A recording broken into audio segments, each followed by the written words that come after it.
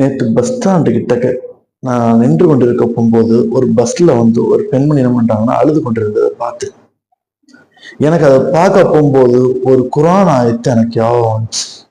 ஏன்னா ஒரு மூமினுக்கு வலி ஏற்பட்டால் இன்னொரு மூமினுக்கு அதனுடைய வலி தாக்கத்தை ஏற்படுத்துமா.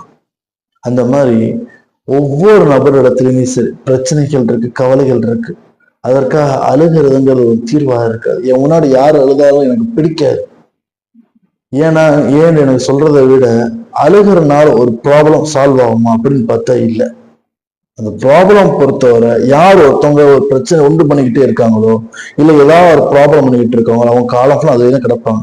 ஆனா அந்த ப்ராப்ளத்தை தூக்கி போட்டு மூவ் ஆன் பண்ணி அடுத்த ஒர்க்குக்கு இல்லை அடுத்தடுத்த இதெல்லாம் ஃபார்வர்ட் பண்ணி போய்கொண்டே இருக்காங்கல்ல, அவங்க லைஃப்ல மேல வருவாங்க. நீங்க நல்லா திரும்பி பாருங்க. பிரச்சனை பண்றவங்க இல்ல ஏதாவது ஒரு ஏமாத்துறவங்க இல்ல ஒவ்வொரு சில கேட்டகரியில இருக்கிறவங்க அதே கேட்டகரியில காலம்லாம் அப்படிதான் இருப்பாங்க. ஆனா அதே இது ஒரு லைஃப்ல மேல ஒரு அப்கிரேட்ல பெரிய ஒரு கேட்டகரிக்கு ஒருத்தவங்க வர ஆரம்பிச்சா அது என்னவா இருக்குன்னா பல வழிகள் பல கஷ்டங்கள் எல்லாம் கடந்து வந்திருப்பாங்க.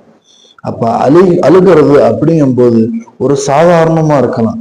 ஆனா அந்த அழுகிறதுங்கிறதோடு நிப்பாட்டாம அடுத்த கட்டத்துக்கு எப்படி கொண்டு போறது அப்படிங்கிறத நிறைய பேர் தெரிஞ்சுக்கணும்.